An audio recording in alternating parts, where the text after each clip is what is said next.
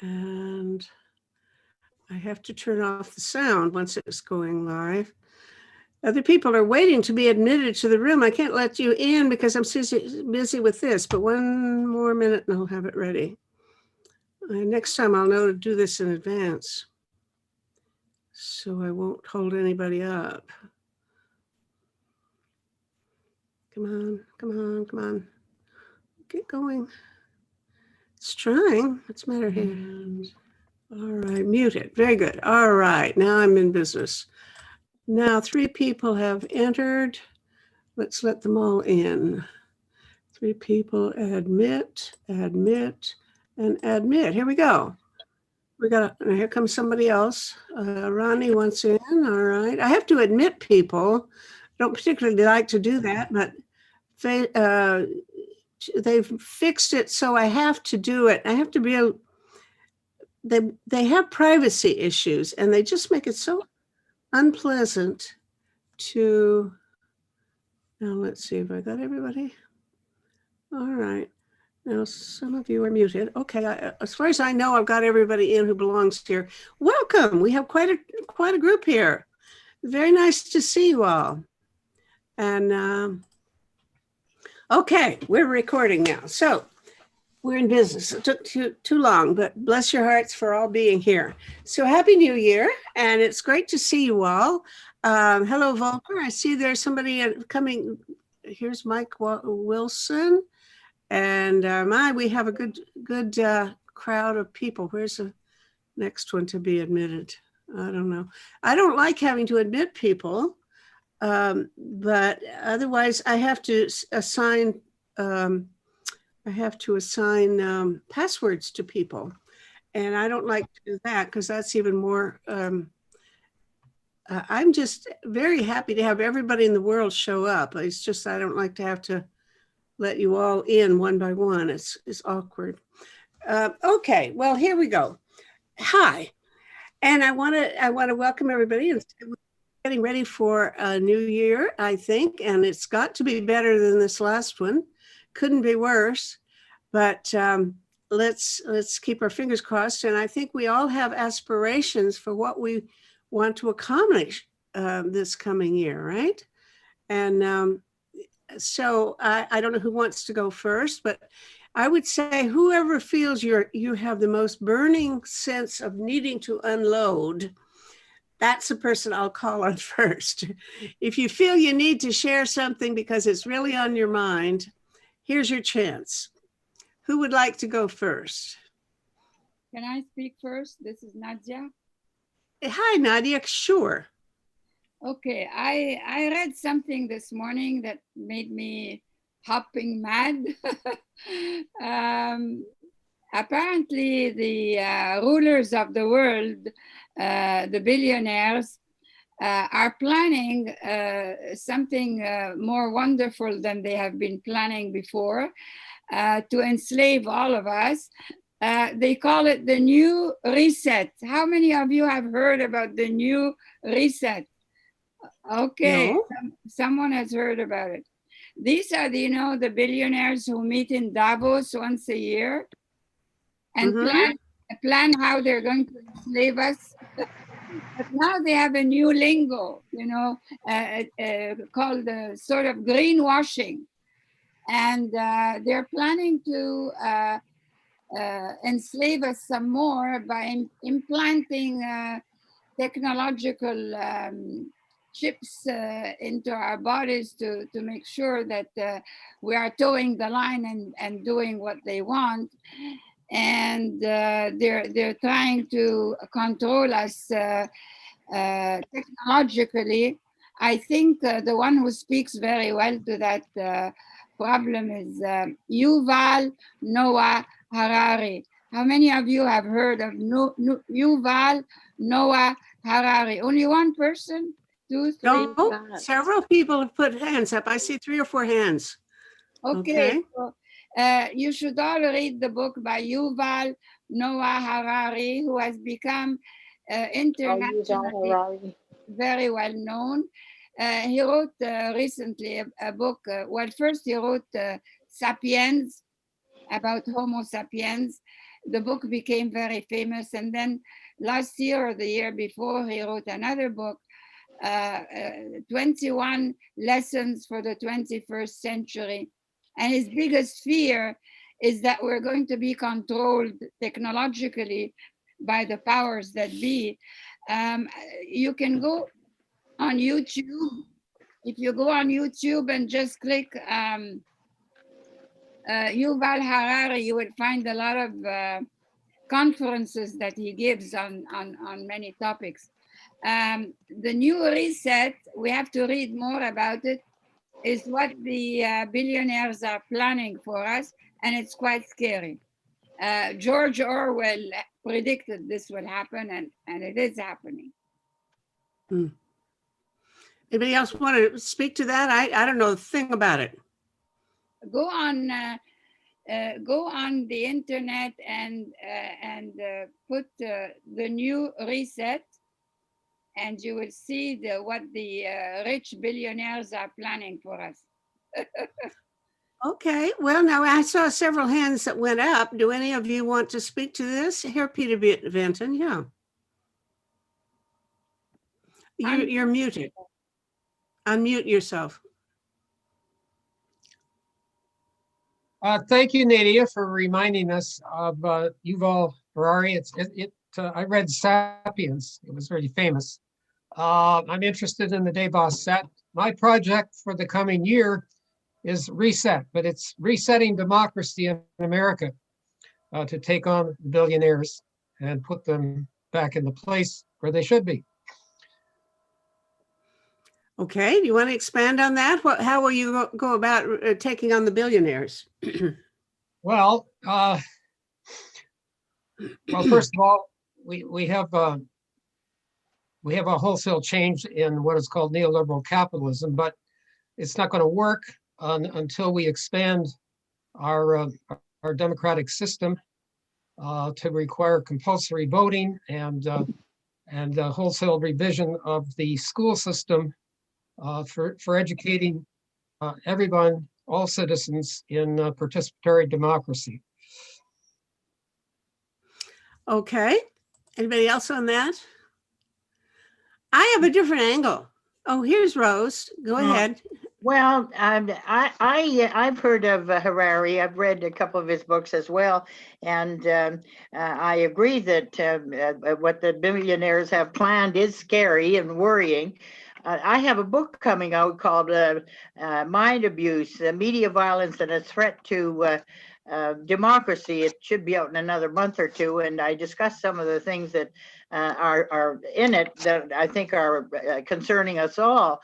And I wouldn't for a moment suggest I have a blueprint for avoiding the billionaires, but to some extent, given the emphasis on a green recovery and the need to address inequality and so on, that's so topical right now, and perhaps I'm overly optimistic, but I'm certainly encouraged by what I hear from our Prime Minister Trudeau and Finance Minister Chrystia Freeland.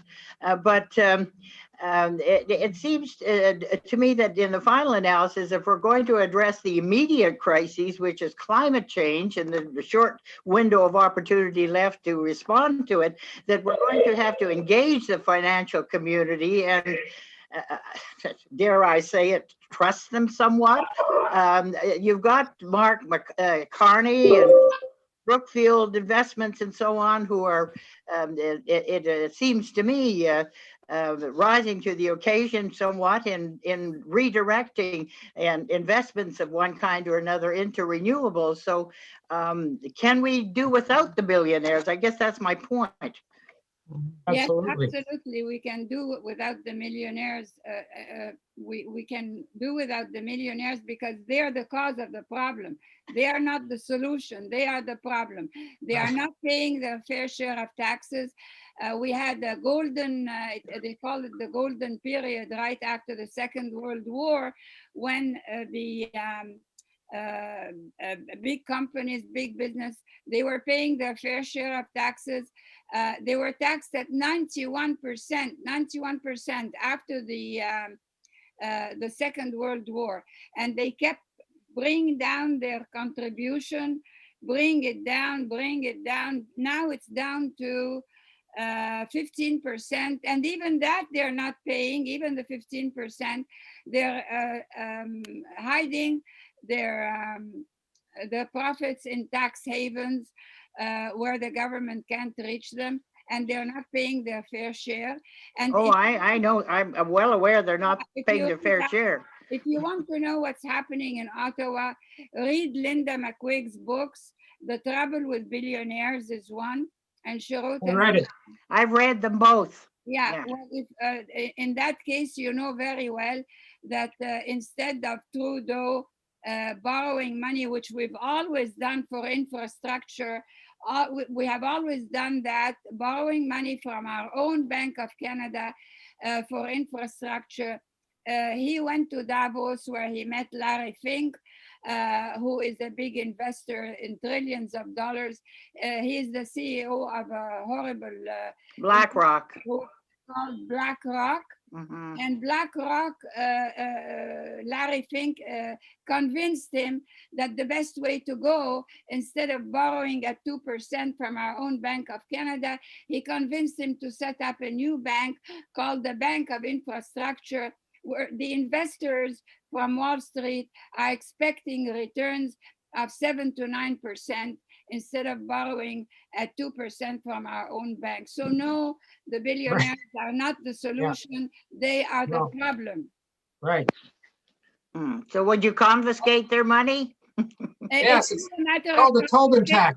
let me explain something Oh, else. I'm all for taxes. Let me explain something else to you. First of all, they have to pay their fair share of taxes, number one. Number two, they shouldn't be involved in making political decisions. And number three, Mariana Mazzucato, another very world famous economist, wrote a book called The Entrepreneurial State, in which she points out that not one of these people who have become millionaires and made a lot of money, like Elon Musk, let's say, Elon Musk, the money that was used for research is government money. They took government money for research, and yet when they become billionaires, they give nothing back to the societies that made them billionaires. Amazon doesn't want to even give a few days of sick leave to his employees. So no, the millionaires are not the solution. They are the problem. Thank you, Nadia. Now let's see if somebody else, I don't see a hand except Peter Vinton went up. Let's call on somebody who hasn't spoken yet.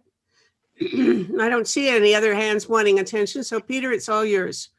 Yeah, that's a good point, Natty. I have the Mazzucato book. I think her advice in effect is to charge royalties by the U.S. Department of Defense, which has created all of the technology over the last 30 years at a massive amount of money, to charge the billionaires the royalties for using the technology, which is another way of taxing. But the other problem with the billionaires is the corporate sector in the United States. Now 1/3 of corporate income is the equivalent of the external pollution costs that are created by American industry. So it shows you, just in order to pay their fair share, their taxes should be at least at 33%. And I think they were closer to 50 after the war. Okay, I have Jim Haber and then Pierre Jasmin. Jim? Yeah, two things. One, I think that I heard that states with progressive tax systems have fared better than those with more regressive tax systems through the pandemic months so far. I don't know if anyone on this call knows more details about that or also heard that. But, and then the, darn, what was my other point?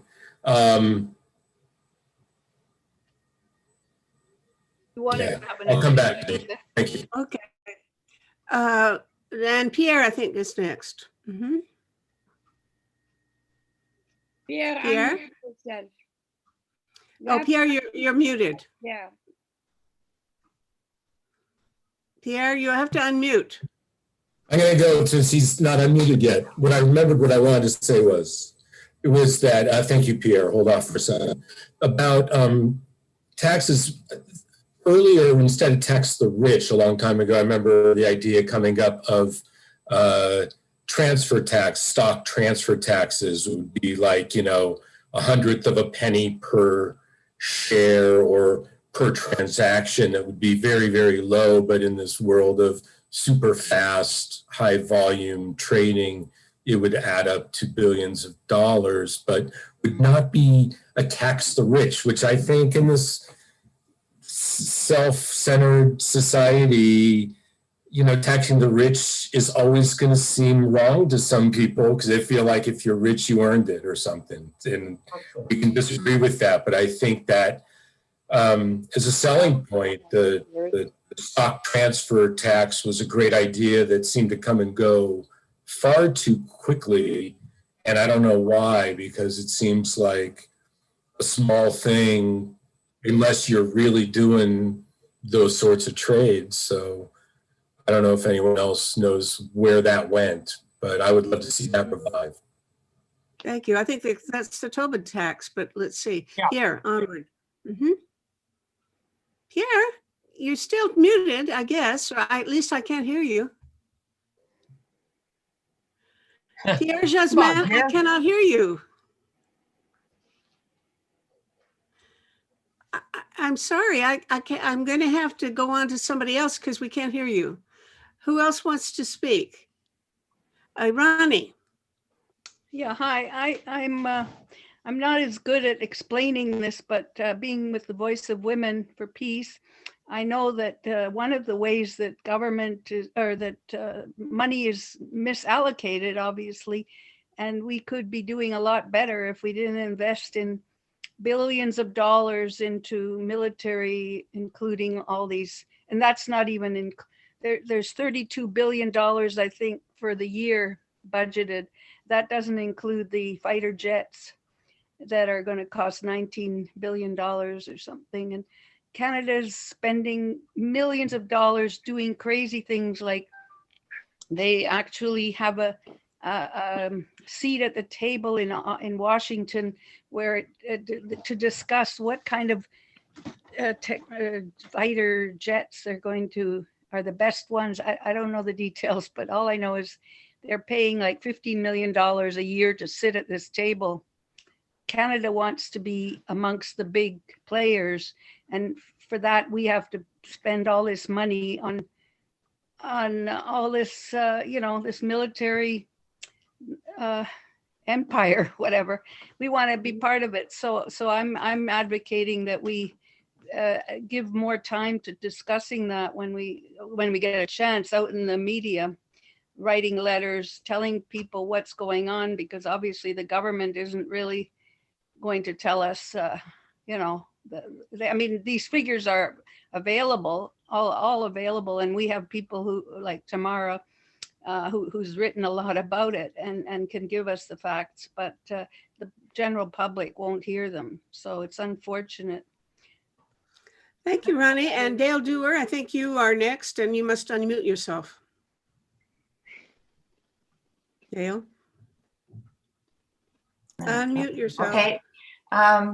Greetings and hi, Meta. I've been trying to get a Sunday afternoon free to be on here for a long time. I believe that the Tobin tax, which was that little tax that was mentioned as a tiny percentage of trading, financial trading, was actually passed by the last Chrétien legislature and then died on the floor because there was a federal election shortly thereafter. And I believe that we should still be trying to go in that direction, where we start to dismantle some of the types of trading that goes on Wall Street. If we don't, ultimately, I think we're going to have a revolution, and it'll be not very pleasant. Mm-hmm. Thank you. Who's next? Oh, Jim wants back on, and then I'll say Mary Grow. And was it Alan Haber? Yeah, okay. Jim, be quick. Jim Haber, you want your floor again, but quickly. No? No, that was twinkling. That was deaf clapping, just saying what she said. Okay, Mary Grow, and then Alan.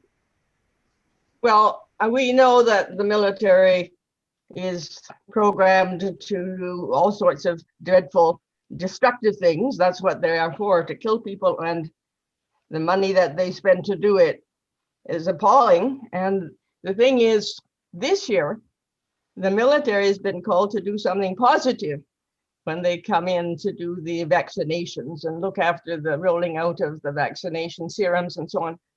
And I just wish and hope and pray that so many people in the military, instead of having to go dropping bombs on people and coming home and suffering from PTSD, will realize when they do this vaccination thing that they're doing something positive and how much better it is for the health of the people and the health of themselves, and decide to either abdicate from their military duty or persuade their superiors that they have to do different things. They have to do positive things, and they're not going to be putting up any longer with being trained to kill and then carrying it out in all parts of the world that have nothing to do with our defense and only to do with, I guess, usually oil or something like that. So that's what I think might be something good could come out of this COVID experience. If it does, then thanks be to God for that. Yeah, all right. Thank you, Mary. Alan Haber. Hi, I'm pleased to share a screen with my friend namesake Jim from California. And though we're not blood brothers, but in the heart we are. Hi, Jim. The thought I want to put in is that on one way we can think of what policies might be marginally beneficial, but I think our situation is that the entire system is dysfunctional. And our vocabulary has to be more about system change rather than policy innovation. And since at least 1913, but maybe before that, when the banks began to consolidate their control of the economy, and we have the Federal Reserve and we have Wall Street, the whole system has put the people in a system of debt and exploitation, and we need a different monetary system. And I think in practical terms, we need to go back to or reestablish the public banks that are not part of the Wall Street, but actually are more sovereign to the different states or communities. I know California has now put forward a legislation on public banks. Michigan is trying to do that. North Dakota was the only state that really survived the 2007-8 depression because its money was in a public bank and not in Wall Street. So some disinvestment from Wall Street, same as disinvestment from the military industries. There are 26 corporations that create the entire nuclear weapon system. And how many of our pensions and state and city governments and so on are invested in those 26? Now they're all lawbreakers since the test ban, weapons, nuclear weapons prohibition treaty coming into effect in a couple of weeks. And we should have to get our governments out of trade with the lawbreakers. So some sense of disinvesting and creating a system of that the people actually control. I would say in our town, the work that we are doing is trying to reclaim the commons as a center of town, and how to develop the economies of mutual aid and support among people that is not mediated through either the government or the corporations. the Is commons that that has Ann been Arbor? in Ann Is that Arbor, Ann Michigan. Uh-huh. Ann Arbor, Michigan, yes. So I think reclaiming the commons in the sense that there are resources that belong to everyone, and looking at how the whole system needs to be a system change from the system of war, which is the empire, the domination, the command, the impunity, ultimately the violence, to a different system that is based on caring and sharing and healing from these last 5,000 years at least of wartime. How do we move to a system of peace? I think that has to be part of our discussion, as well as how we deal with the politicians of the moment.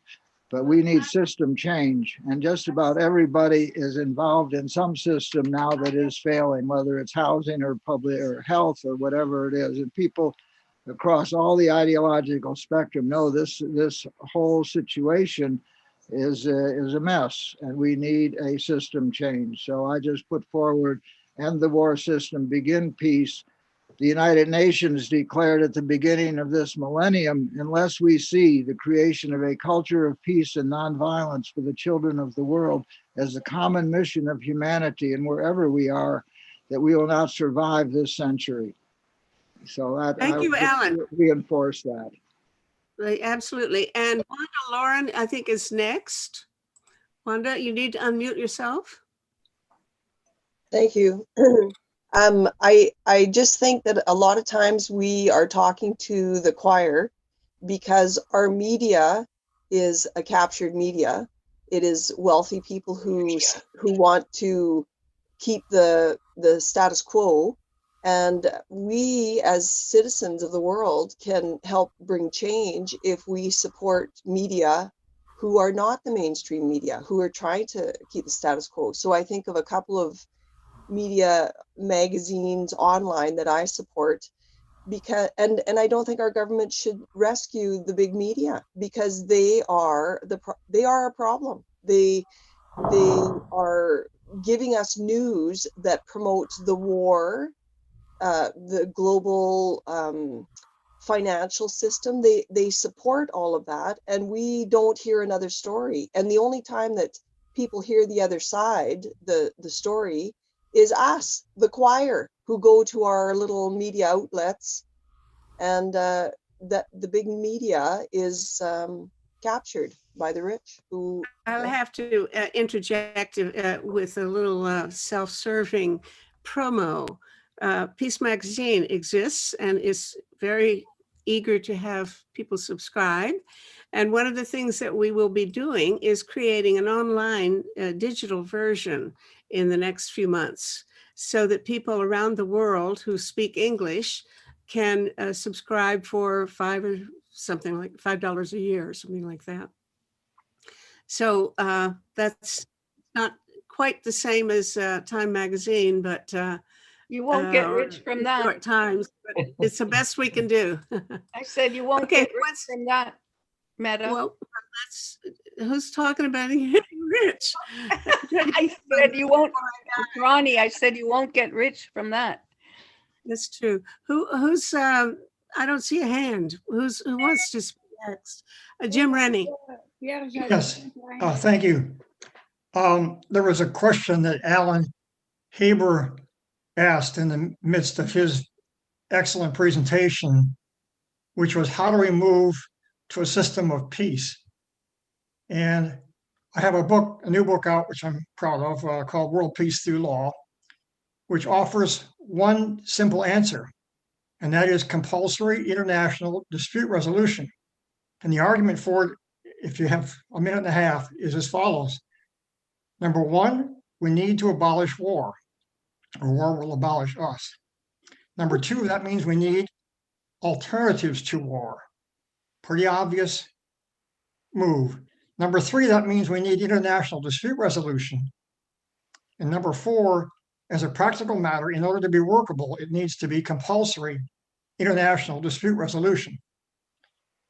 And I could go on, but what's going to make it compulsory, and that is a strong international norm, making it so. So it's and a who's going to enforce it? Five. Well, you'd need to have a UN peace force, and it would have to be controlled in a fairly careful manner. It's been discussed by commentators for many decades. I have a suggestion in my book for a combination of weighted voting and what's the term I'm looking for? Anyway, it could be done. It would be very similar in a way to what we already have in some ways in the Security Council, which is, of course, so far been fairly dysfunctional. But Thank you, Jim. Now let's go on to Suba Churchill, and you must unmute, Suba. Thank you very much for this opportunity. I'm participating from Nairobi, Kenya, and I'm glad to be participating in this for the first time, an exciting topic indeed. Just wanted to share our concerns as a developing country. I'm a trainer in nonviolent methodologies for fighting for social justice and human rights, and one of the strongest believers in peaceful means of bringing about change. And this topic for us is relevant to the extent that in the current financial year alone, 2020-2021, Kenya as a country will be required to pay over 9.04 billion in US dollars in interest alone accruing from public debt, which at the moment stands at 6.7 trillion as at the end of June 2020. And a lot of these debts are borrowed, of course, from developed countries like Canada, US, UK, the Eurobond is in vogue, and invested in, purchasing military equipment that do not directly benefit the people at the expense of environmental conservation and ensuring that, poverty is eradicated in the country. And the public debt figure is equivalent to about 66% of the gross domestic products.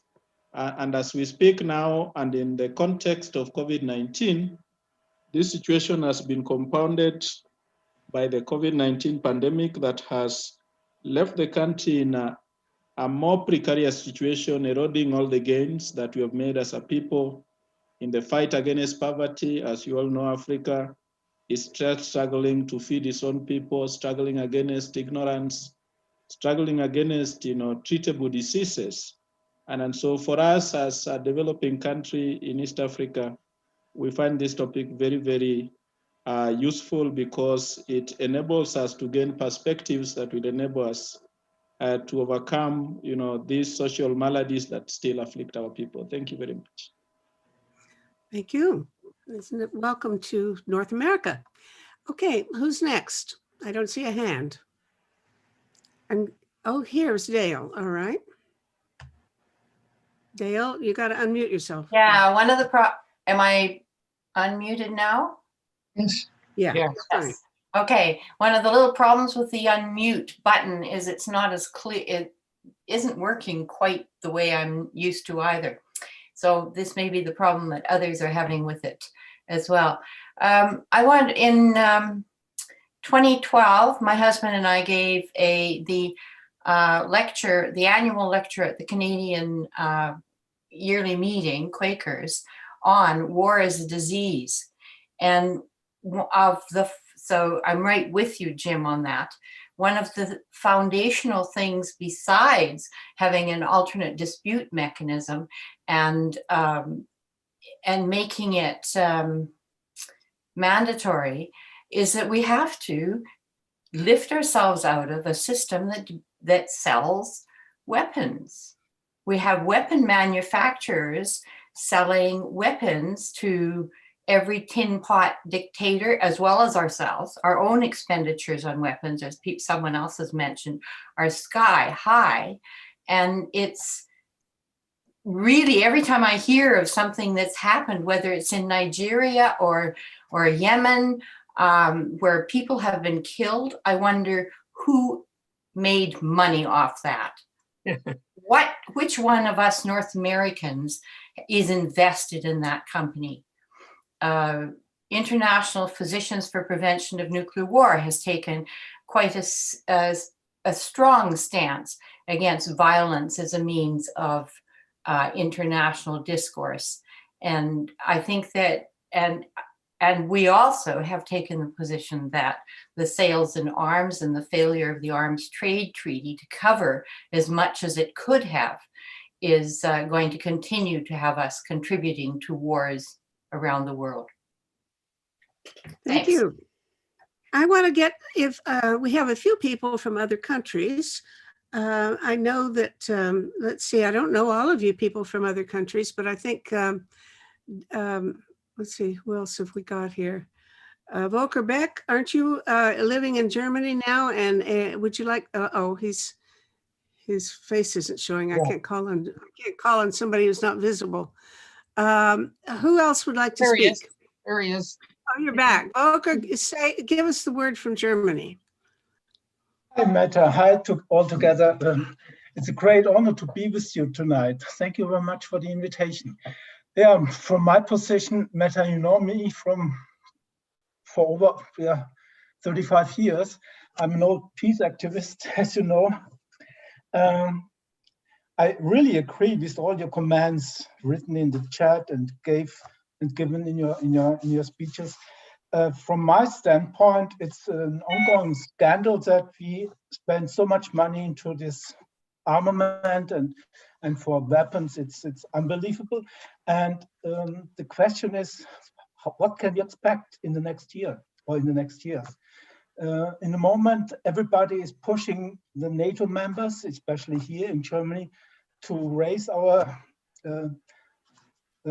investments for defense and for weapons from 1.3% until 2%. And it's almost to double the expenses for weapons. And the consensus in our politics, in our parties, is that we should agree to increase this this money for weapons. And I really cannot believe that this should be our official politics in the next few years. How popular is that idea, Volker? I mean, is there a lot of support for it, or is it going to win? I'm That afraid. increase in budget? I'm afraid that this position will come through in the next year to raise to spend more money for weapons in Germany. Yeah. Mhm. So Okay, I'm well, not so optimistic in this discussion. Sorry. All right, now let's see who else we can call on, especially somebody who hasn't spoken yet. I don't know Art Hunter. Art Hunter, do you mind being called on without being asked? Are you here? Okay, no answer. Okay. Oh, I'm here now. I'm just Here. Yeah. okay. Just hanging on here. I guess one of the things which I've always found quite curious, and I was trying to type something into chat, and I'll complete that as well. But the world. Could you move closer to your microphone, please, Art? You want me closer to the mic? Yes. Yes, please. Okay, I'll get a little closer. The in the world of cultures, which, as we all know, is the root of all social behavior, there is what I call these, and has been referred to in the literature as tribal customs, which means we're down to the local level. And small community groups, and that's what our world is made of. So anything that is addressing something at a global level, it has to, in fact, focus down to what I term the tribal level. These individual communities that have different religious beliefs. Some of them have deep roots in hate and in violence. I mean, we just have to look at what has happened in the United States.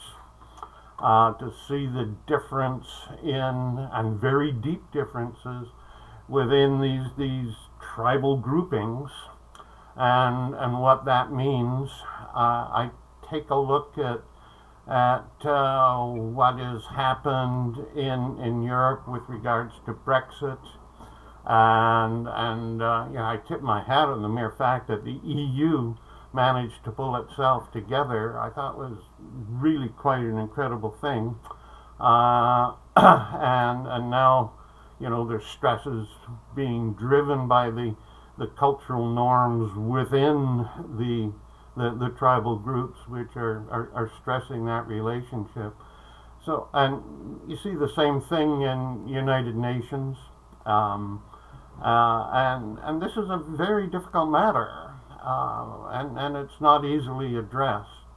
And in any event, I've sat in this group for the first time, just trying to understand what you're really doing in trying to address this fundamental issue, which is confronting world peace. I'm also interested very much in the stresses that climate change is going to be bringing on this already fairly fractured international norm, which is trying to be negotiated with the United Nations, and with some mixed success. But this is going to get even more stressed as the water becomes, as I say, water wars, and of course the extremes of weather, and more pandemics, and all the horrors that are confronting humanity, including extinction, with the climate disaster. I'm not very optimistic that we're going to have any nice, clean resolution of these very difficult issues. Anyway, those are my comments. Yes, and I see that you're expressing pessimism. There was a question from Volker Beck that I think maybe we all ought to give a little thought to, which wasn't pessimistic or optimistic, but asking. He says the question is, will the COVID crisis have the potential for a transformation of our societies and systems in a positive way? I wonder if people have any thoughts about what the best outcome could be from COVID, if there is to be any bright silver lining to this tragedy. Anybody would swing at that? I would. Who's, I'm not seeing you. Who's this? Yeah. Betty Jane. I'm not visible. Betty Jane. Oh yeah, okay. I'm on a little Android, a tablet. Okay. Yeah, well, the COVID crisis has shown more than anything the chasms that occur in terms of, for example, inequality in the world.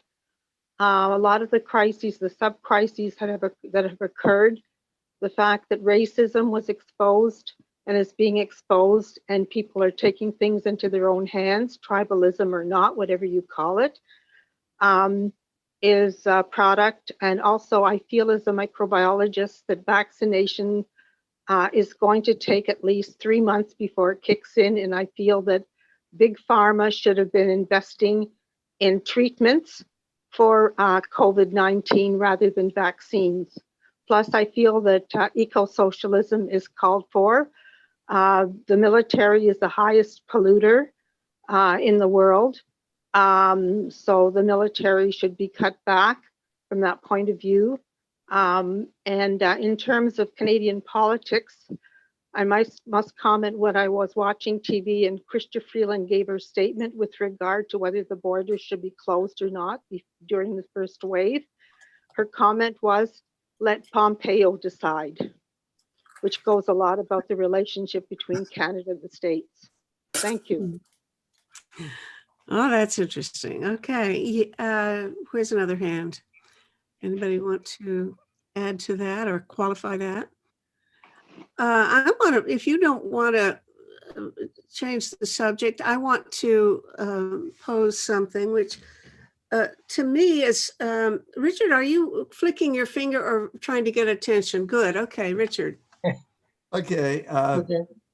On this topic, I think sort of two things. I think one is the epidemic has pointed out that we're all globally connected, that these are global problems, whether it's climate, nuclear weapons, pandemics, and all the others that you have put in, radiation, cyber warfare, et cetera, that you've elicited in how to save the world in a hurry, Meta. So I think the pandemic has certainly shown that. The question is anybody listening? And I think, unfortunately, whenever there's a crisis, the government calls in the army, which is totally unsuited for solving these problems. So calling in the army to go into the nursing homes is ridiculous, because these people know nothing about nursing homes. Number two, what's been demonstrated is that the government has not even provided those soldiers with the proper equipment. They were just given surgical masks, and as a result, over 50 of them have come down with COVID. Actually, certainly probably many more, because they weren't given even the proper personal protective equipment. And they also, I think, also all have PTSD. PTSD is rampant. correct, yes. And I think this is the other trouble, is that decisions, despite what the government is saying, are being made by politicians and the lack of supply. So Tam did not recommend masks initially. Then she has finally come out recommending masks. But what we should be recommending is the N95s, but they're not available. And they're still not available. And so when I talk to, I'm a medical doctor, and I talk to my colleagues who are working in Emerge, who are working in their office, they don't have the N95s. Yikes. So that is a problem. And what's happening to my colleagues is they're now gone virtual, and probably about 30% of diagnoses now are in error because doctors aren't able to examine the patient. So I think we're certainly, again, having a problem. I think, we talk about building back better. And I think, certainly we should, in terms of putting our money into the green economy. But unfortunately, both the Democrats and the Republicans put more money into the military. Canada is looking to buy the F-35s and has already got Irving building more naval vessels. And this is totally inappropriate. What we are at risk of is the things that you talk about, Meta, those 6 problems, and the military is not able to handle any of them. Okay, you've changed the agenda for us a little bit, Richard. Broadened it quite a bit if people are, because there's a wealth of material for us to worry about, and I'd like to hear somebody with a new worry, or one of these worries that you've mentioned. Who else is ready to chime in? Nobody else? Here's Pierre. Try again. Let's see if we can get you unmuted.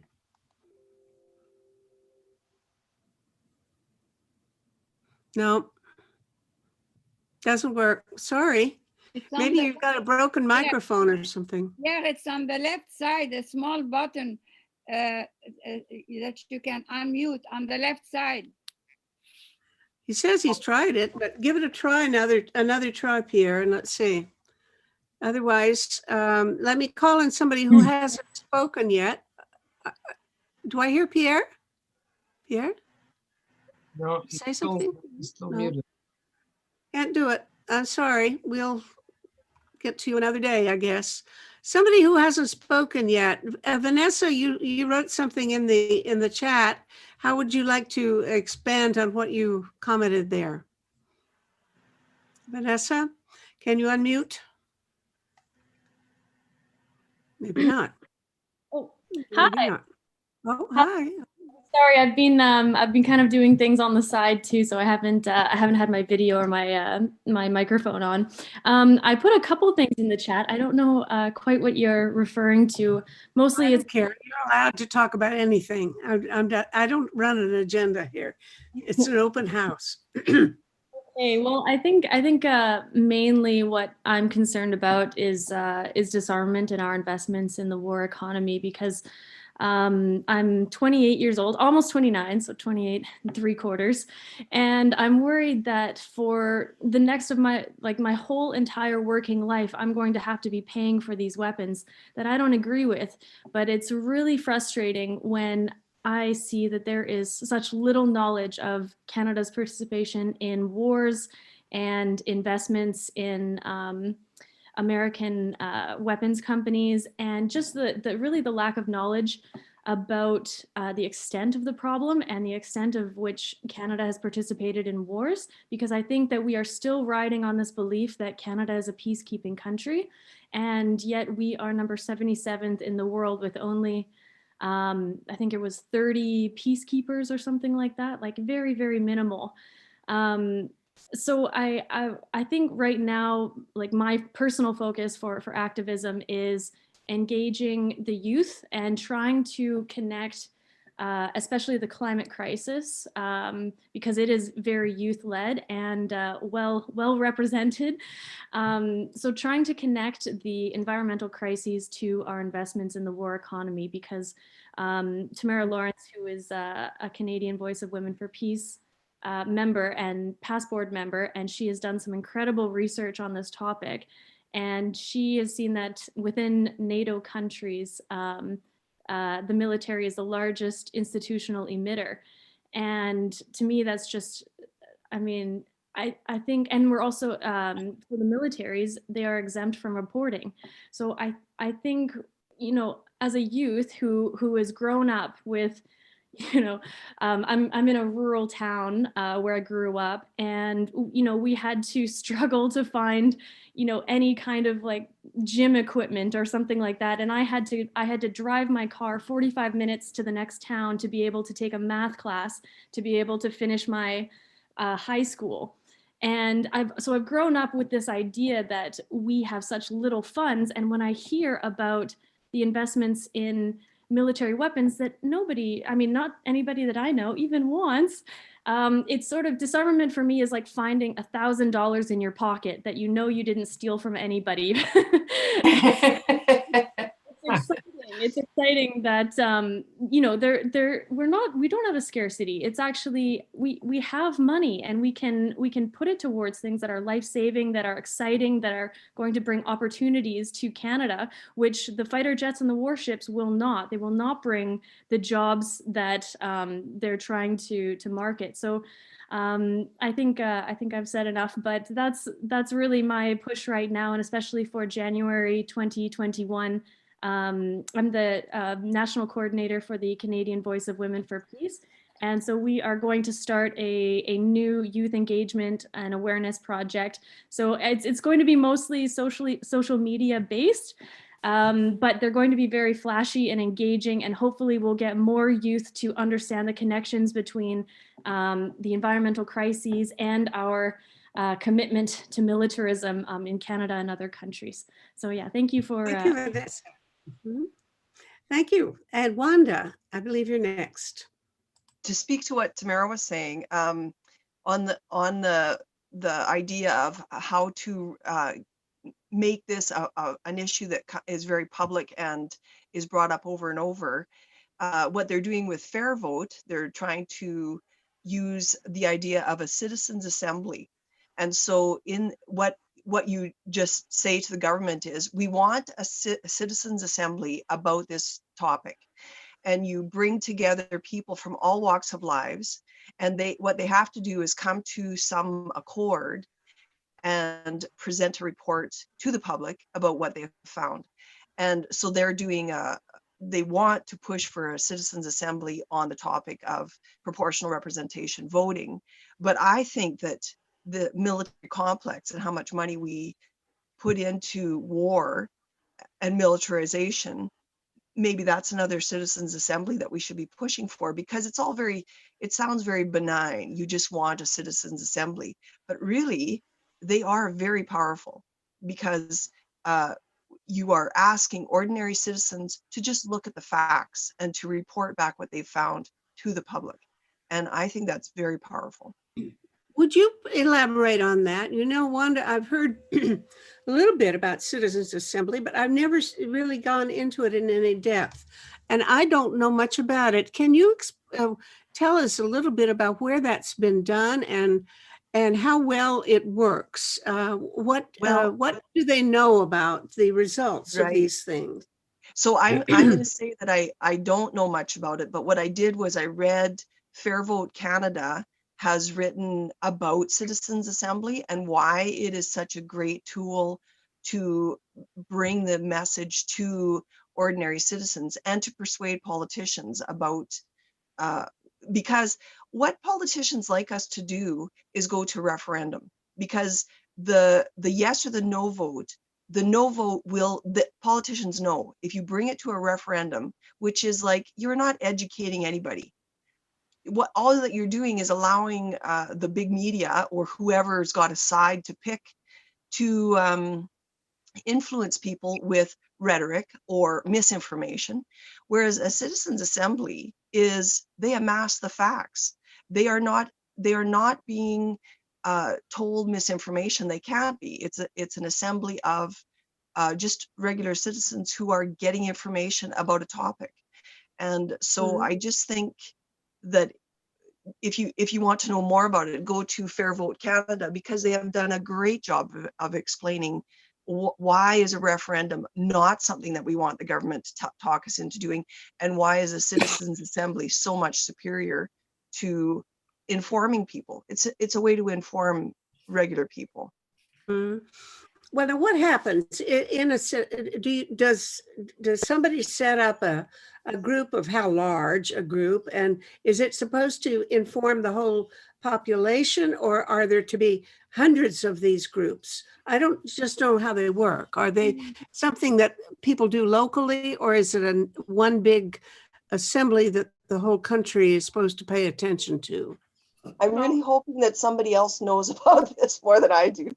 I can just tell you what happened. Can I say something? If somebody can answer my question first. In Ontario, we had a citizens assembly for fair vote. They had one out in BC, and I don't know if they had one in PEI.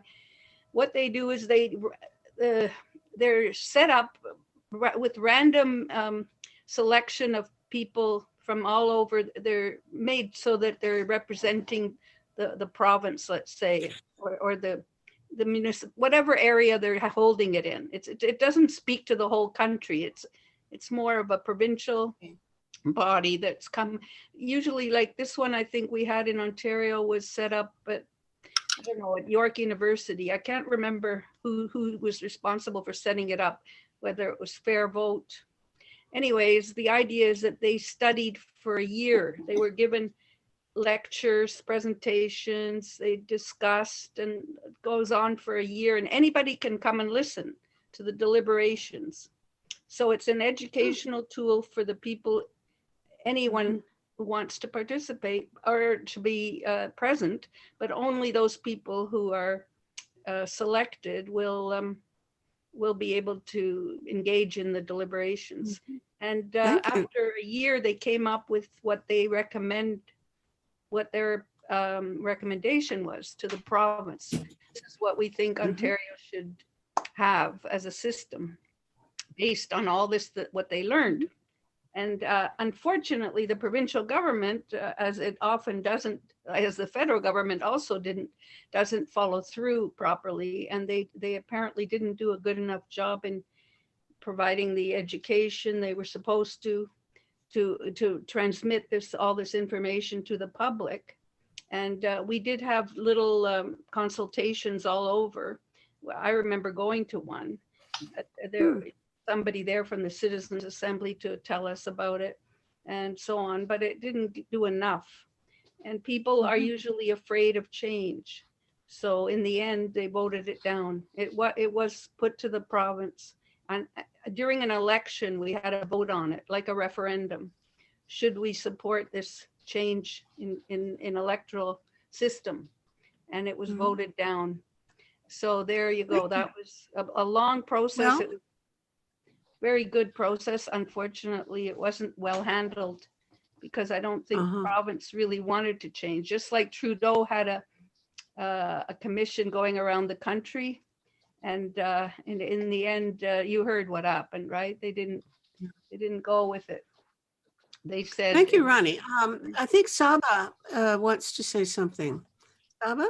Yes, I just wanted to elaborate on the concept of citizen assembly, which is quite popular in Kenya and is called in Kiswahili. Kiswahili is a language of East Africa. I call it Bunge la Mwananchi. Bunge is Kiswahili for parliament, and Wananchi are citizens. So it is citizens assembly. And the whole idea is that citizens voluntarily converge at designated points within the urban areas, Nairobi included. It's very popular across the country. Every urban area in Kenya has its citizens assembly where citizens just converge voluntarily to sensitize themselves and act as centers of civic consciousness, where they discuss current affairs and mostly towards referendum, as we are gearing towards one, or during elections, citizens use those forums to discuss topical issues that affect them, be they socio-economic or political, and petition authorities to address certain issues. And so it's a very, very powerful idea because in a world where there is a shrinking civic space, citizens assembly have become the alternative centers for civic consciousness that governments are not able to deregister because they are loose networks of citizens who voluntarily converge to discuss current affairs. And so I just wanted to share that experience because they are a very, very powerful opportunities for citizens to participate in the management of public affairs and harness and mobilize citizens' voices around issues of great concern and national concern. And so it's a very, very powerful tool. I wanted to share that. And we call them Bunge la Wananchi in Nairobi, Kenya. Thank you. Thank you for that. I think to me, that begins to answer a question that I wanted to pose to everybody, which is the thing that I think everybody should be talking about. What keeps you awake at night, you know? And what keeps me awake is my reluctant conclusion that democracy is failing and that we've got a real problem of how to cope with making good political decisions. Because when I look at the decisions that are being made in the world today, even in fairly well-established democratic states, the choices that the population make are appalling. And we just barely squeaked through with getting a success in the US recently, a relative success. I wouldn't call it a triumph, but it's certainly better than Trump. But when you see that Trump got 70-some million votes, you think there really is something wrong, not with democracy, but with the people. There's something wrong with the society. And there's something that we need to do to fix this, because I've always believed, as I have, that democracy is the best solution to all problems. And then you see people making choices that are just the worst possible choices, and they do it freely and with access to all the information they want to absorb, and they still choose terrible things or come close to choosing terrible things. And they certainly chose, one way or another. Trump got elected in the first place, and he almost got reelected. So I'm really worried about what we have to do to make democracy work. I think that the technology is getting so complicated. It's not just technology, but the complexity of modern institutions are so difficult to understand that even experts can't really comprehend everything that we need to know in order to make good decisions. So maybe a citizens assembly approach would help to enable those of us who simply can't master everything that we need to know. And I'm one of them. We're all one of them. We just plain can't comprehend it all. It's just too difficult. How are we going to make democracy work? So some of the things that people have been saying bear on that. And I'd like to invite people to say more about your own solution to that question. Can I speak? Where are you? I can't. Nadia, sure. Come ahead, Nadia. All right. It seems to me that people are forgetting the core problem. The core problem is that the corporations are ruling the world. They are ruling the world. They are the ones who are sending their lobbyists for their corporations, whether the corporations are building armaments or destroying the planet with climate change or electing Trump. They own the mass media. Somebody like the Australian who owns Fox News, for example. There's another worse one than Fox News now. So what people are doing is listening to these horrible lobbyists of big business. So somebody said at the very beginning, the core problem of what is going on, the reason that our democracy is not working is because the corporations and the banks have a disproportionate influence on the government with their lobbyists. Their lobbyists are practically living there within parliament buildings, and they spend enormous amounts of money getting governments to do their bidding. So if you want peace in the world, or if you want justice, or if you want social public services, you've got to get rid of this disproportionate control of the corporations of governments. And the banks and the corporations are controlling government, and that's the first thing we have to get rid of. I'd like to add on to that if I can. Oh, Alan, and okay, Rose then after Alan, quickly. Okay, go Rose. Rose. Okay, well, if we're talking about getting rid of the corporations or at least reining them in, and how this is might potentially save democracy, or at least reduce the threat it's now under, I think you have to look at the media that has been very much distorted and out of control in so many different ways. There are media scholars around who say that it all began in the 80s when the Fairness Doctrine was dismantled by the Federal Communications Commission, which led to excesses in reporting of one kind or another, and gave rise to the radio talk, the hate sort of spewing radio talk shock jocks and so on. So that is one problem, but also the corporate giants today are media digital people. And so in order to address some of these problems, it seems to me we have to pay much more attention to leaning on our governments to redefine the meaning of censorship or freedom of expression, and creating responsible regulation for social media and so on, which has been well researched to demonstrate that it encourages polarization and people talking in silos, and perpetuating and reinforcing some of the worst cultural strains among us. So that would be my suggestion, is that we Thank you, Rose. Thank lean you. on our Alan, efforts to wait a minute. regulate the digital giants. Alan Haber is next, and then Barbara Burkett, and then Charles Tauber. Thanks. Absolutely what you said, Rose, in terms of how we get communication. My other comment began in 1913 when the banks took over the economy. But in 1960, there was a debate between Nixon and Kennedy. And I heard it during the time of the first and second debate with Trump and Hillary Clinton.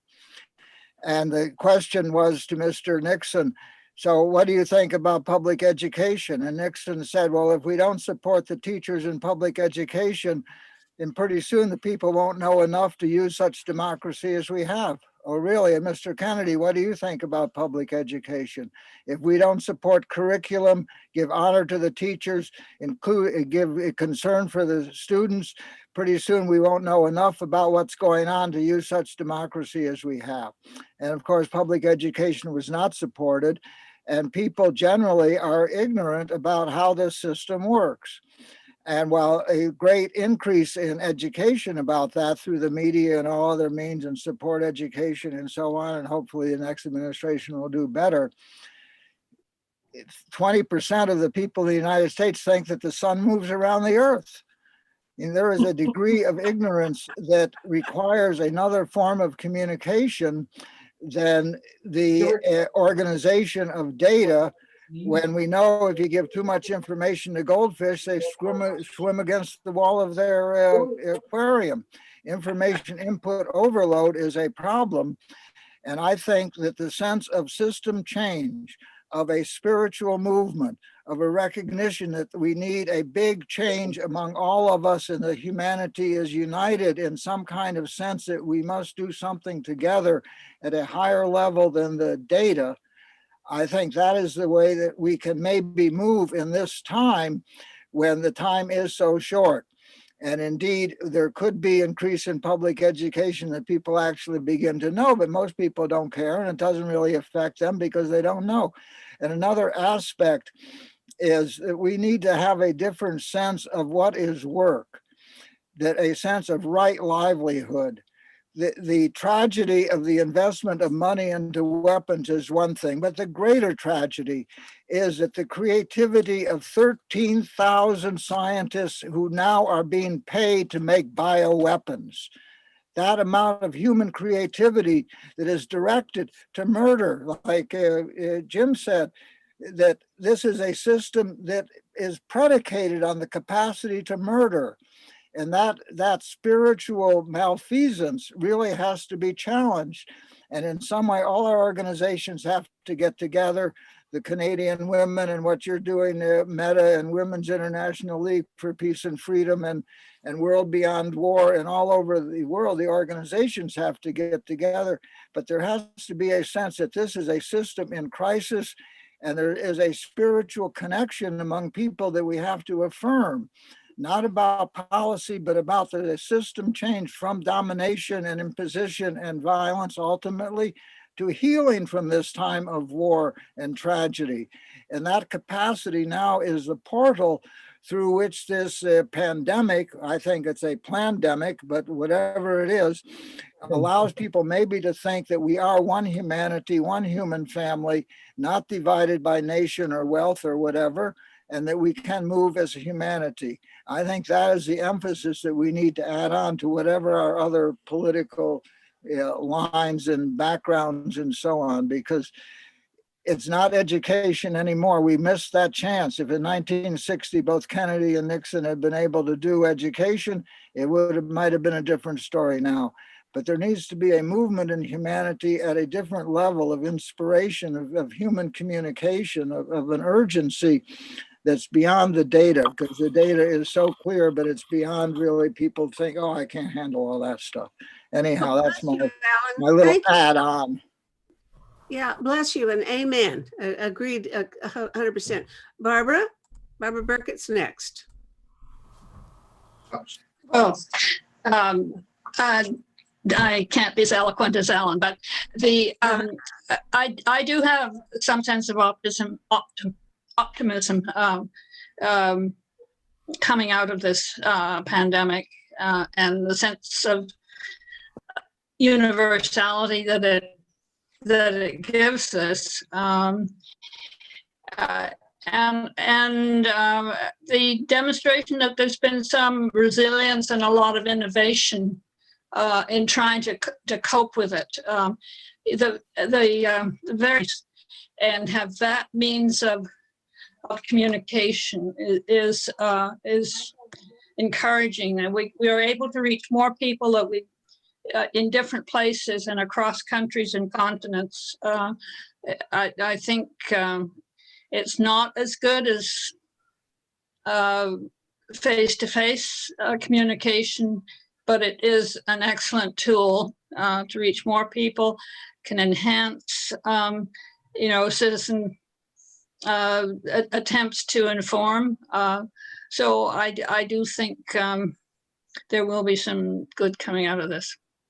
Yeah, I think along with Doug Roach, I think the next stage in technology is developing Zoom to the point where we can all hug each other. When we get to that point, then we'll have made it. Okay.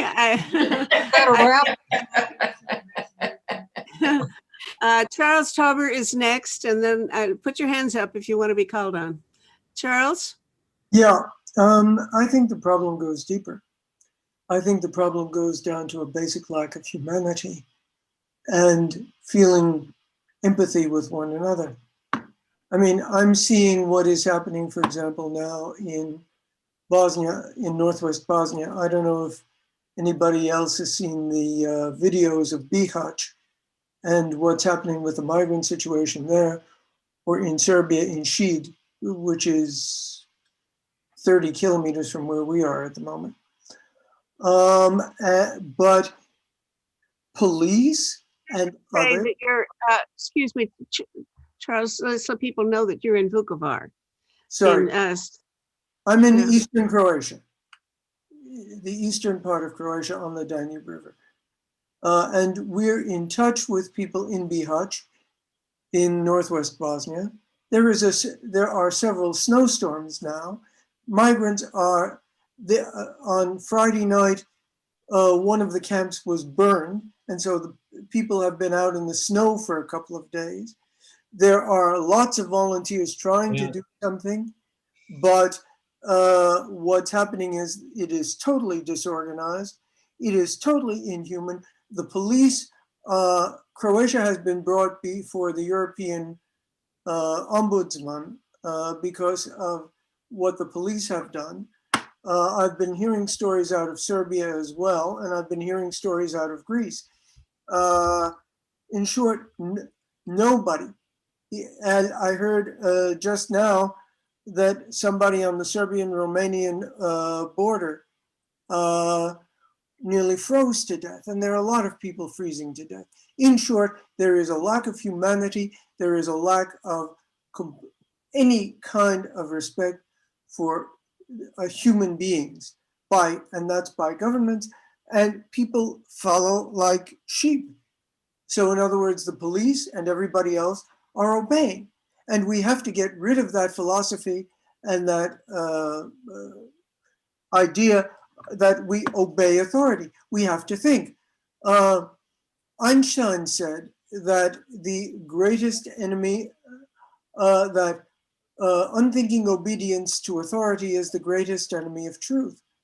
I'm seeing that, I hate to say it, constantly.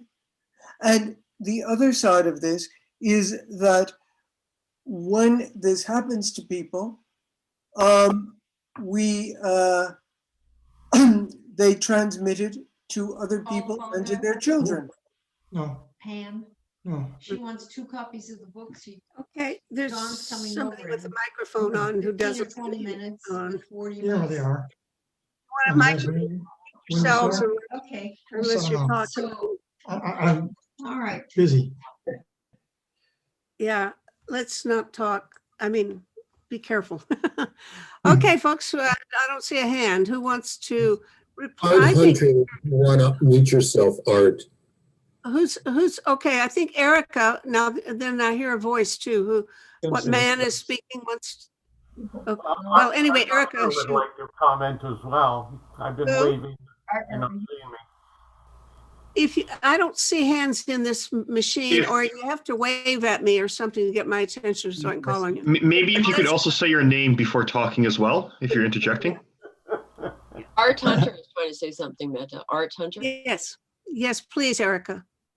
Well, I'll let Art Hunter go, Meta, because he is waving his hands so vigorously. Okay. Thank you very much. Somehow you're not seeing me, Meta. Anyway, what I would like to do is congratulate Alan. I thought he was right on the money, and I'd like to add another dimension to what he's been saying, and and that is this whole world of values, which right now it seems like the concept of value only has a single dimension, and that is economics. Whereas we live our lives in a world where we value happiness and love and family and many other dimensions which have a lot of value, and it's how we function as within our tribes and within our countries and how we interact with other people. And it is all not driven by finance. However, when you listen to economists in the neoliberalist economic outlook, what it's really doing is what I term robbing from the poor to give to the rich, whereby we are getting our systems are designed under this neoliberalism model to drive more and more money to the billionaires and make the poor poorer and the rich richer. This has to be broken down and confronted just as strongly as Alan said. The education, we somehow have to address the problem of an abundance of information and knowledge, and people who are ill-equipped to absorb that, let alone become a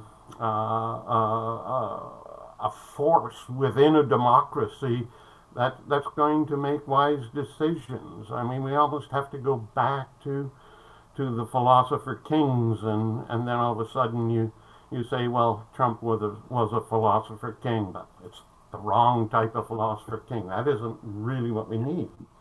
We don't need something based on hate and violence and pure economic driving forces to line the king's own pockets. Anyway, I would just like to conclude by saying this has been a topic, of course, of a number of think tanks around the world who are trying to address the very problem which is on the table here today. This is not barren territory, and we're hearing from other people around the world who are in fact, pointing that out as well, and where strength should be brought into these existing movements and linkages made, and so there should be. Anyway. Thank you, Art. Okay, Erica, you've been patient. Well, thank you, Meta. Thank you for the opportunity.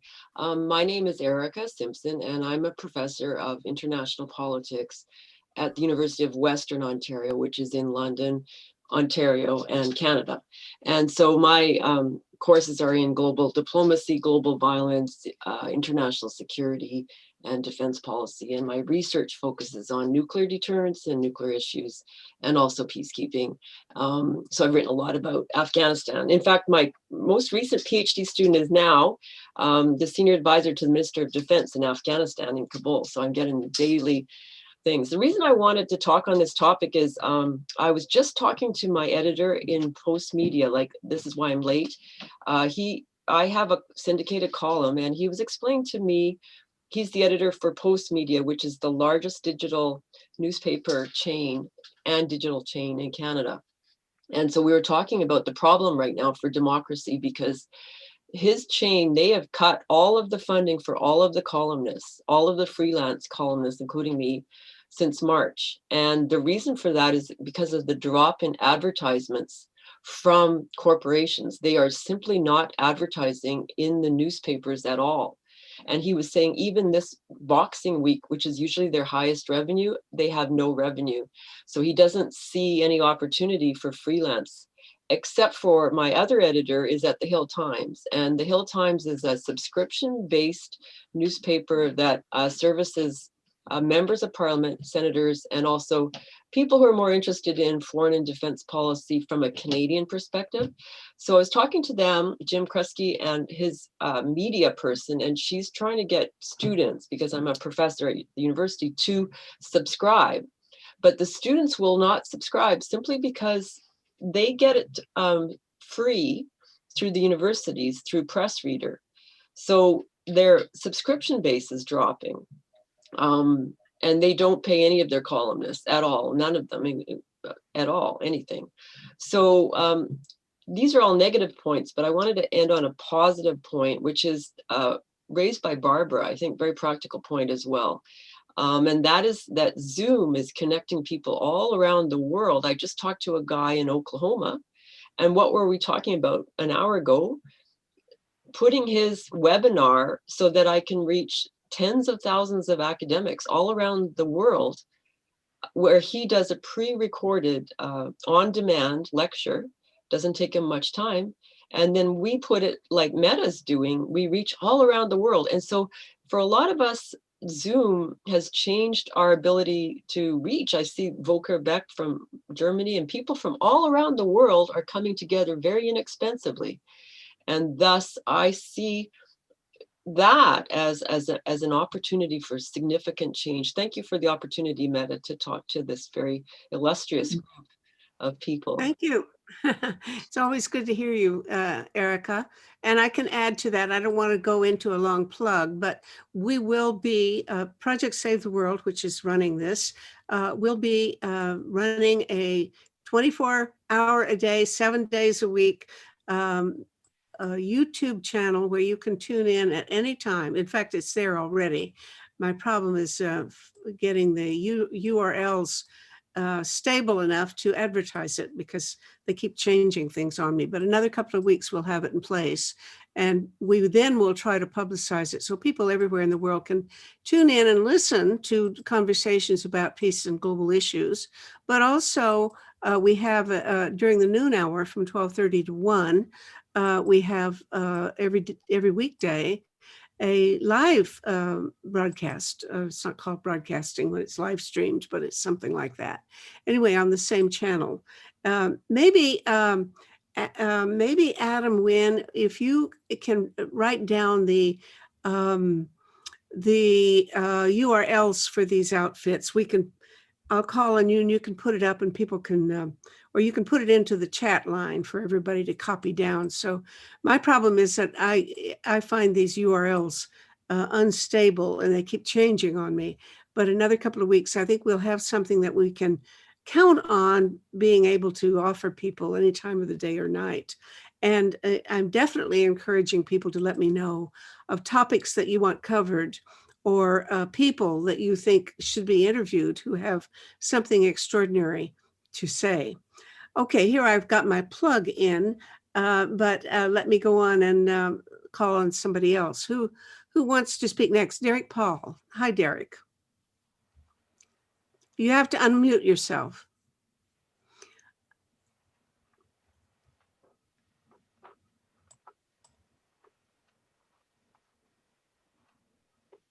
You know how to unmute? Somebody tell him how. It's the lower left corner of your screen. There's a microphone with a line through it. If you click on that, it should. Is that too loud? Is that too loud? You're fine now. Speak. Good. It's just wonderful to be here. I'm delighted to see familiar faces, and I like very much what I've heard. And I want to add one thing to the sort of thing that's been heard. It seems to me, Meta, that you're doing a wonderful thing with this organization you have going. And I would like to see something, some particular project go somewhere from here. And let me just give an example. It's a possibility. We've heard from Jim Ranney, is it, today, and the situation that we're stuck with, an economy in which the very wealthy are sucking what's left of the wealth out of the poor. I think one has to understand that the reason for that, the reason that what they call neoliberals were able to get away with that is basically because the nations of this world see each other as being in competition. Some of them are in competition militarily. They have hate relationships going on, but there's also among the friendly nations a very intense economic competition. And my thesis is that if you want to reduce the inequalities, you have to have a large group of nations that recognize that they have to be in cooperation, not in competition. I attended a Zoom conference recently in which I saw the first gleam of hope for a reduction in inequalities. A lot of people have written about it, and almost everything Jim Ranney said has appeared somewhere in books and papers and so on.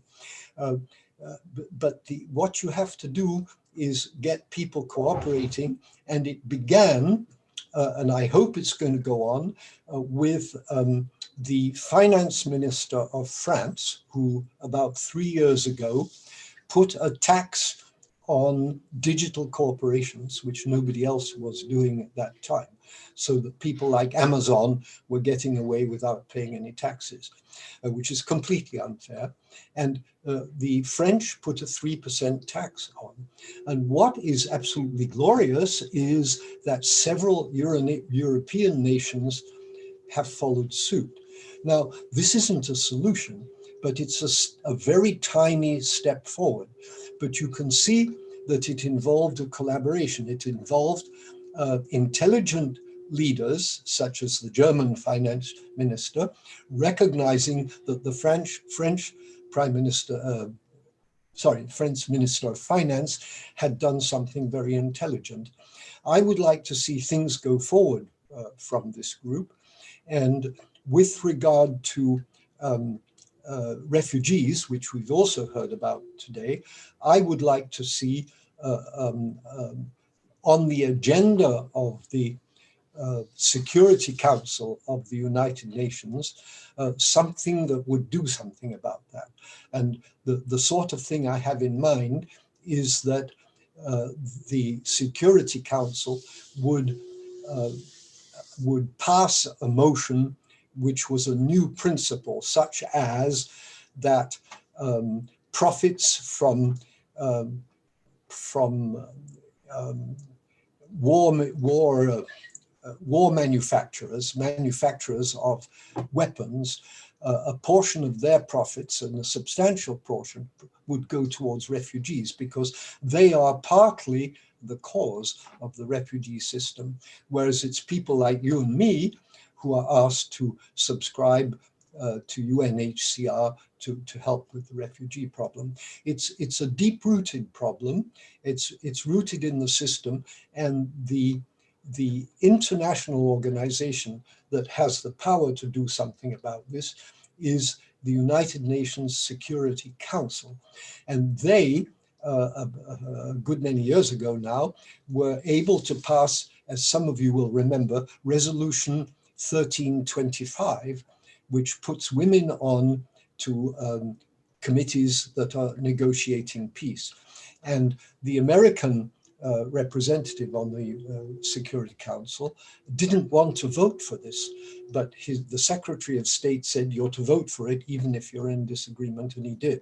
And the motion passed. So it's possible to get things that sound impossibly difficult through the United Nations Security Council. It was just the second point I wanted to make. Thank you, Derek. Charles Tauber.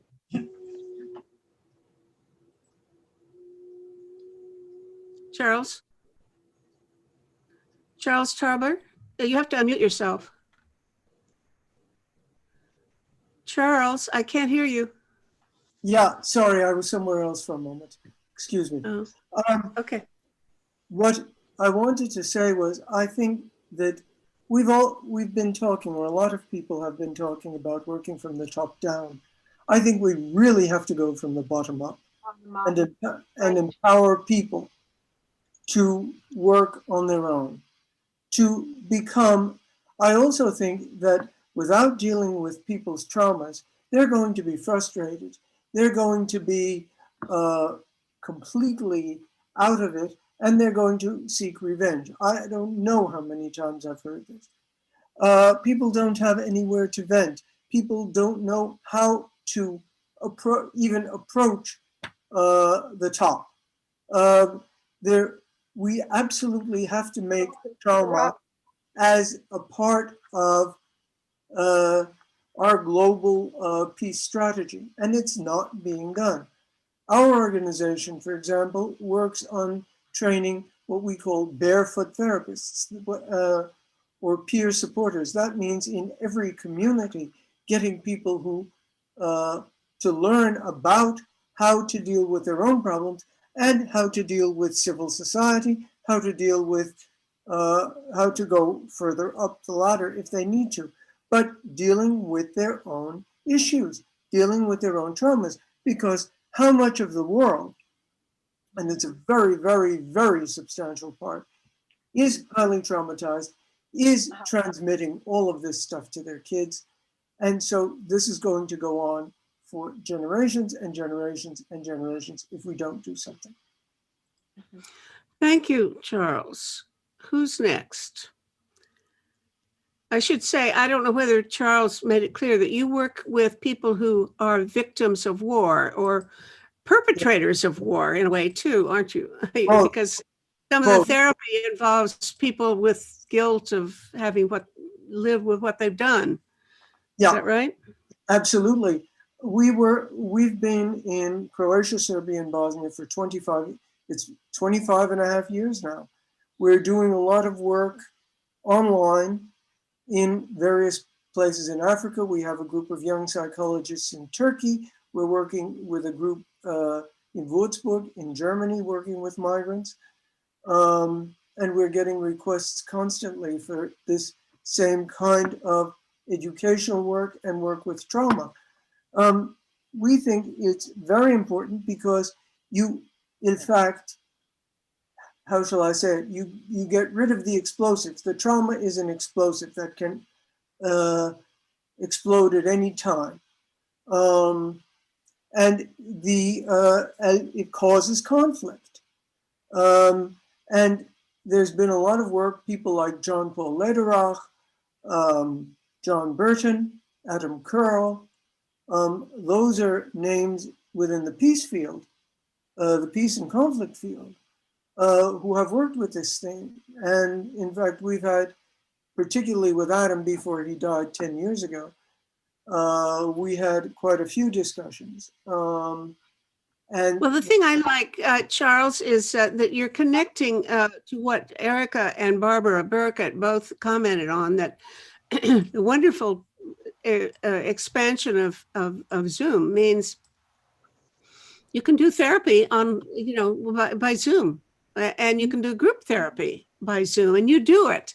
So you say, let's do more, and you talk about training barefoot therapists. My goodness, everybody on this screen could become probably a barefoot therapist if we put our minds to it. Absolutely. So Contact me. I We don't think can I, have a bridge. I advise other people to take it up and go to Charles for training. Okay. More than willing. We're more than willing. I'll put our website name on the chat, and there's a contact page on there. And I'll put my email on there on the chat as well. Good.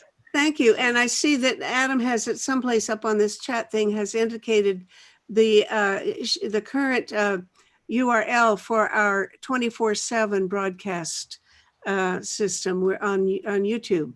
So I hope we'll become, I expect to become a transnational TV star any day now.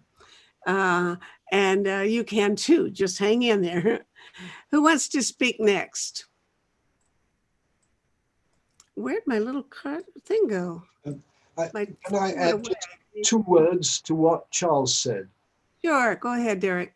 I agree that the bottom up is terribly important.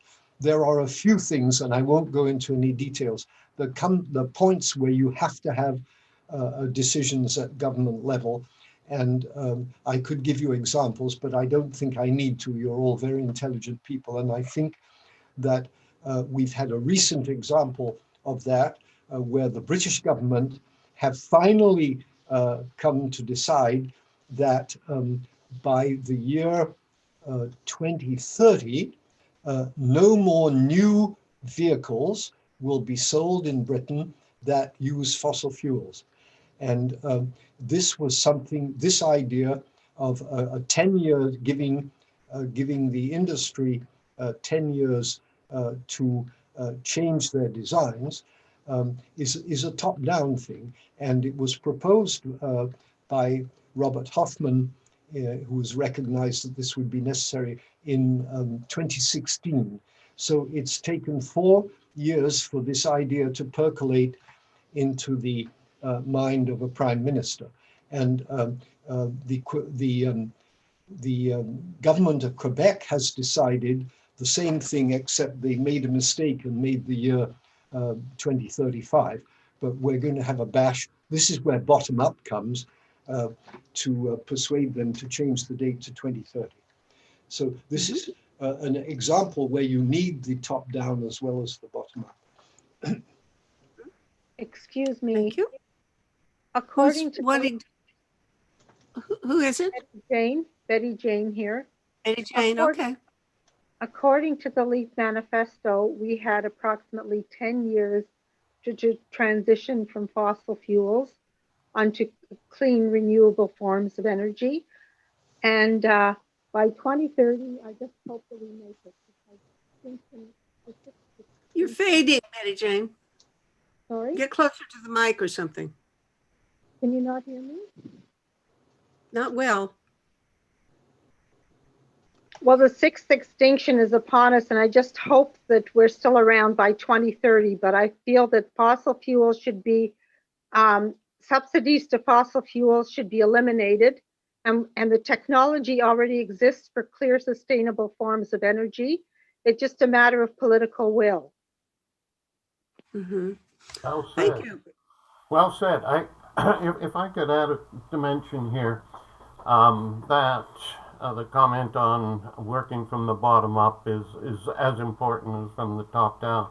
I want to let you know that I'm calling from Ottawa, and I have been living fossil fuel free in my house. Yes, I have lots of solar. I have Tesla batteries. I have a ground source heat pump. I'm 100% electric in living and in transportation. I have an electric vehicle now, and I have demonstrated this as being a totally viable technology for Canada, at least in that 50-mile stretch along the Canada-US border. The further north you go, the harder it becomes, but it's not impossible. And how can people, Art, how can people learn how to do what you've done? Well, Is there a certain place that I've written you can refer extensively people on it, and I have multiple YouTubes up. And I have tours. I've given over 160 tours of the facility, and it was only COVID-19 that shut me down. But the real point here is that to be sustainable, one has to be working with nature, not against it. Much of our neoliberal economic driving forces are saying, how can we harness nature to gain profits? And in fact, that is really, really wrong. We must learn how to live with nature, to go with nature's flows. We're in the business right now of harming the very fundamental aspects of our ecosystems upon which all these riches are coming, and we're killing it. Art, Adam Wynn has in the chat said, are you the Dr. Hunter involved with the Energy Freedom Project? Yes, I am. Oh, good. All right. Thank you for your intervention. Now let me move to Wanda Lauren, please. So what Art is talking about, Tony Seba, if you Google him, he has got many videos out about the revolution that's coming. And the revolution is going to, he calls it market disruptors. And the revolution that he says is the culmination or the intersection of technologies that bring about change much faster than the mainstream think is going to happen. And what he's saying is the electric car combined with our technology coming from satellite directional systems is going to, and with automated vehicles, is going to be a complete revolution that is catching all of these manufacturers with their pants down, because the electric car is going to be so much cheaper than the internal combustion engine. And automated cars are going to make us owning vehicles. Like when I see that young gal on there, she's probably going to be the generation. The same thing about computers. Yes. And you know, when they came up with the phones that they said, oh, you can carry a phone around, people laughed at them. And that was like 10 years later, we're packing more information in a little tiny disc than they could fill a room with before. Anyway, so he says the intersection of all of this technology, which we are seeing right now with us on Zoom from all parts of the world, is going to revolutionize travel. And it's going to also revolutionize our use of fossil fuels. It's just, and so Art living in his solar house and driving his electric vehicle, that's going to be commonplace. Like, it's just coming. It's going to be such a revolution, and it's going to be so clean that these people who have invested in ICE vehicles and invested in fossil fuels, it's just going to be stranded debt. And what we have to do is find a way to make it not be a market disruptor that destroys us as a civilization, because we are a global civilization. We need to be proactive. Yeah. Thank you. Who's next? Can I just make a comment? I don't know who it is. It's Betty Jane. Okay, always tell your name, because you're just a letter B. I can't see you smile. Hi, Betty. Yes, I'm sorry. That's what my technology restricts me to right now. Okay. Marx had a concept that people should have control of their own technology. And I feel that control is a big issue, especially where the grassroots are concerned right now. And that's why we need, for example, proportional representation. Faded away. I Betty faded? Jane? No, I'm still here. I think we got her lost. I guess I was tempted by the powers that be. Thank you. Representation. need for proportional representation. You should go on.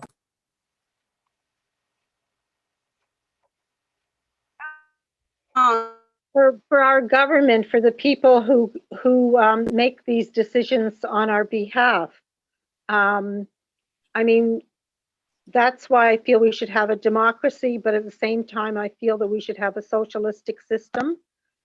And not a Stalinist or Maoist system, but one which is grassroots, where there are citizens' assemblies, where people can speak their mind and decisions made and taken to the next level as the case may be. And the technologies employed are a product of those decisions.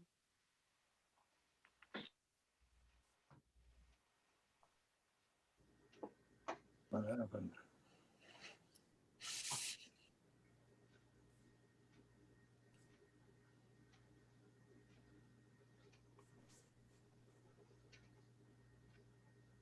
What happened? What happened? I think we lost Meta there. I think we lost a few people. We're down. I'm Meta's assistant. If I haven't introduced myself, so I'll give her a call and see what happened with her connection. But it does look like it may have dropped. She has been having some internet issues recently with the router. So just bear with me a moment, and I will go check with her. Anyway, you are co-host of this, so you still got control. I think so, but I don't know if it's recording. I know Meta would like to record as much of it as possible. So I'm just going to give her a call and see what happened. Okay. Can I ask about Art? Art, I see that you're Club of Rome. Are you going to be doing online, like the tours that you did you take them online? Yes, there's some of that. I may also add that we have a weekly Zoom presentation as well, which of course everyone in the world is invited to. I'm the coordinator for that.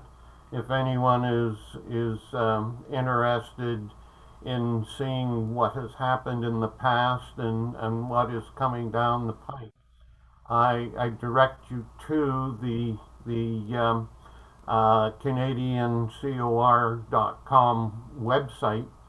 It's got all that detail available right on the home page. You just have to click at the right places, and you'll see.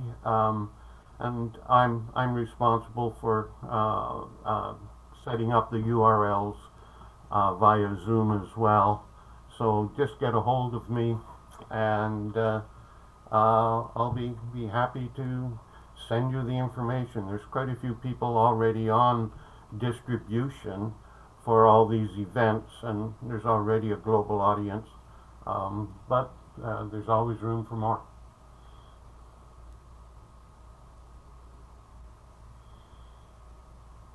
But it addresses all the topics that we've been talking about here today as well, you know. Can you put it into the chat, the website, or one or two websites? Yeah, I already have.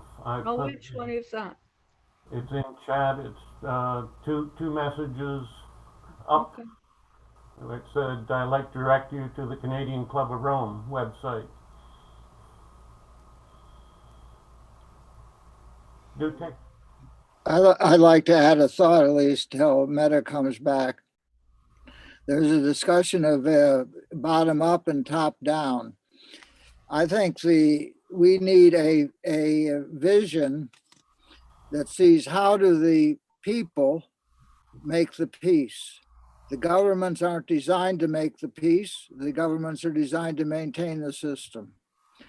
I think we need a approach that sees what are the questions that have to be resolved, and how do the people of the world bring the governments of the world and the corporations, the structures of power to the table to change the system, to make peace.